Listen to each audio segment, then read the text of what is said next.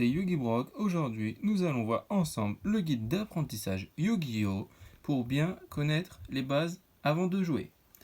Il faut savoir que Yu-Gi-Oh! C'est un jeu de cartes qui contient environ une quarantaine de cartes et nous avons 8000 points de vie. Les 8000 points de vie, pour les battre, nous aurons des monstres, des cartes magiques, des cartes pièges à effet. Et pour gagner le duel, bien entendu, il faut avoir les points de vie de son adversaire à 0.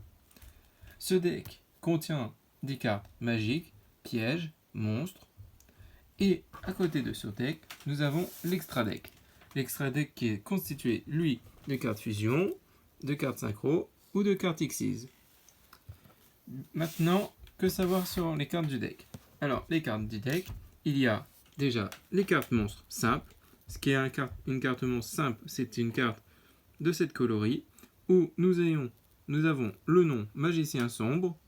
L'attribut, c'est un attribut ténèbres avec 7 étoiles. C'est un type magicien qui a 2500 points d'attaque et 2100. Le nombre d'étoiles, de 1 à 4 étoiles, nous pouvons invoquer notre monstre normalement, 1 par tour. De 5 à 6, c'est un sacrifice. Et 7 et plus, il faudra 2 sacrifices. Ensuite, nous avons les monstres à effet.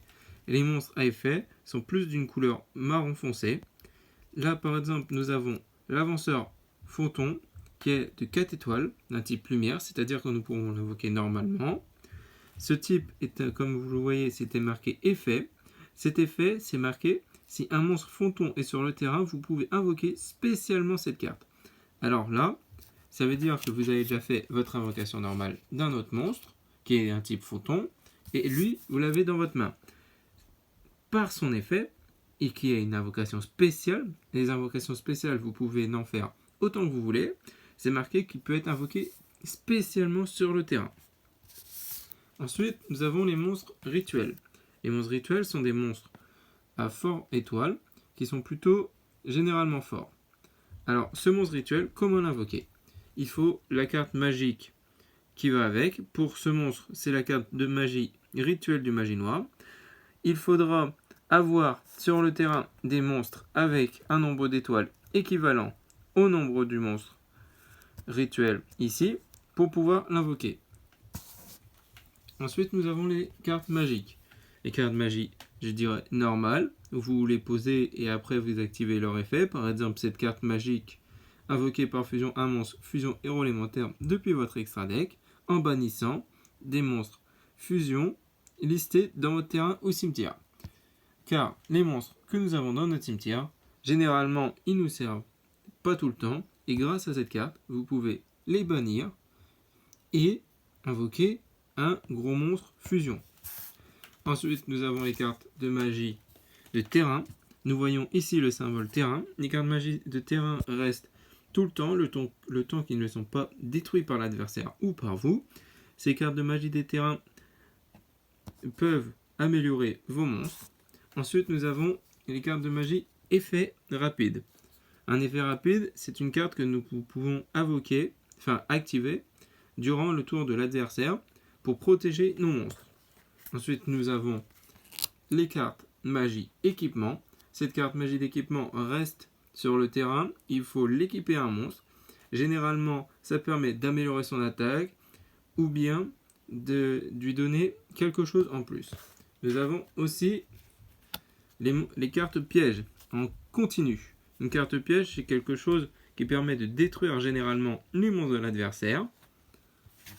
Ensuite, à part les cartes du deck, nous avons, comme je l'ai dit, l'extra deck. L'extra deck, il y aura les monstres fusion. Les monstres fusion doivent être invoqués pour cette carte avec des monstres néospatiales. Il faudra utiliser pas forcément la carte polymérisation. Ensuite, nous avons les cartes synchro. Une carte synchro, ça veut dire qu'il faudra un monstre synthoniseur et un monstre non synthoniseur, ou plus. Vous avez par exemple votre monstre synthoniseur sur le terrain. Vous avez un monstre non synthoniseur, pas besoin de polymérisation, vous faites une invocation synchro, ce qui est une invocation synthoniseur, et hop, vous avez directement votre monstre sur le terrain. Ensuite, nous avons les Xyz. Alors là, il faut par exemple 2 monstres pendules de niveau 4. Disons que ces 2 monstres sont des monstres de pendule de niveau 4 en position d'attaque sur le terrain.